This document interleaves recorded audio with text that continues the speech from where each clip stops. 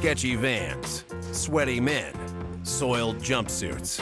That's what comes to mind when most people think trash removal. But two savvy guys from Florida decided to replace the crud and grime with clean-cut glam. And now the only thing piling up is their fortune. Meet Nick and Omar.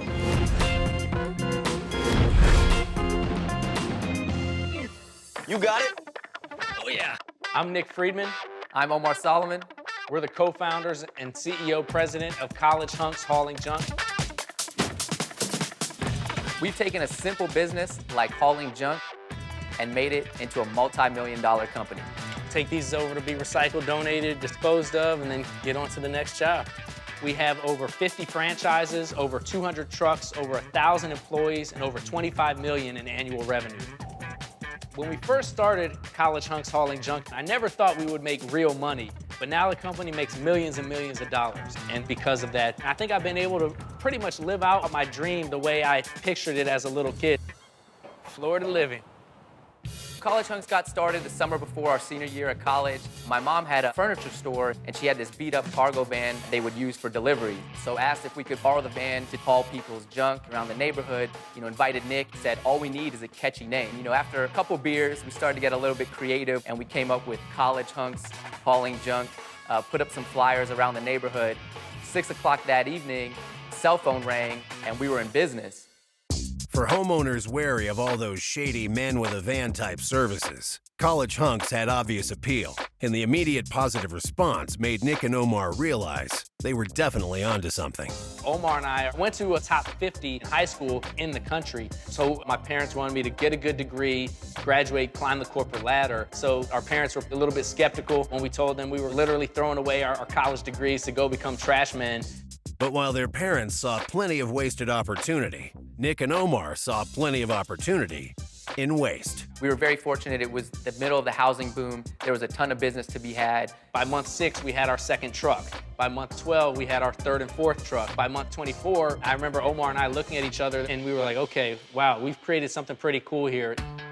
And so at that point, we decided to franchise our business because we knew that that was going to be the fastest and most effective way for us to scale our business across the country. Obviously, we've got a lot of growth plans for the company. Jacksonville and Charleston franchises have opened offices. Excellent. Now the proud owners of a truly national brand, Nick and Omar had to devise a way to standardize customer service and make sure every homeowner had the same high-quality experience. This is our national call center that fields all the calls for our franchise owners. We handle well over 1,000 phone calls per day in the call center, 14 hours a day, 7 days a week with live agents answering the phones to book the appointments. So this is really the heart and soul of our business right here. Hunks Hauling Junk, this is Renata. How may I help you have a stress-free day? We've created a system and a process. We answer every call for every franchise. It's a huge competitive edge against the competition. Business is the easy part. It doesn't matter if there's thousands of junk hauling companies out there. The fact of the matter is we got a catchy brand and a great way of getting people through the door. The average Hunks franchise hauls in an impressive $500,000 annually. And with 50-plus franchises, that means sales of over $25 million a year. That's a long way from where we came with just a beat-up cargo van and a couple dollars in our pocket. Like, dang, we really made it. When we started the business, we were bachelors, we were single. It was pretty nice. We would go out to nice restaurants, we'd go out to nightclubs, we'd go to the bar. I think the first time I realized that I finally had money was when I got an invitation in the mail from American Express for the black card.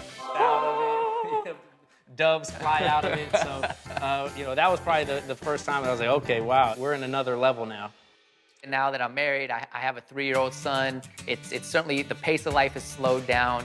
And what better place to enjoy that slower pace than in one of the nicest neighborhoods in Tampa? We moved here right off Bayshore Boulevard, 3,000 square foot house. We're walking distance to Bayshore, great neighborhood, get the bay breeze in the morning. That's some nice art that the wife picked out. She's got a great eye. I'm not sure what these horns are. I'm pretty sure no animals were harmed in the creating of them. Salud. We did it. Yep. This right here is my Maserati Ghibli QS4. It's custom paint job, custom wheels, custom wood and leather. For me, it was something that's just like a milestone. Like, I made it. I can, go to these big business meetings with the big boys and not feel intimidated or inferior to the different cars that are pulling up into those meetings. I can feel like I belong with them. I always knew when I was successful that I wanted to have a nice exotic car, and that's it. And of course, I have my real baby coming in about 3 months, so she'll take the place. You know, we decided to lay down roots here in Tampa because, you know, Tampa's a great community, and the location of our house got a great view of Tampa Bay and Bayshore Boulevard. I'm blessed to, you know, have a great wife and start my family and looking forward to that next chapter in life. It's kind of cool to, you know, go through these different stages of life with somebody who you kind of grew up with as a buddy in high school. Hey. Hi, how are you? We're the American dream because we took a blue-collar business that's been around for a really long time, and through hard work, we've been able to build an empire. Cheers.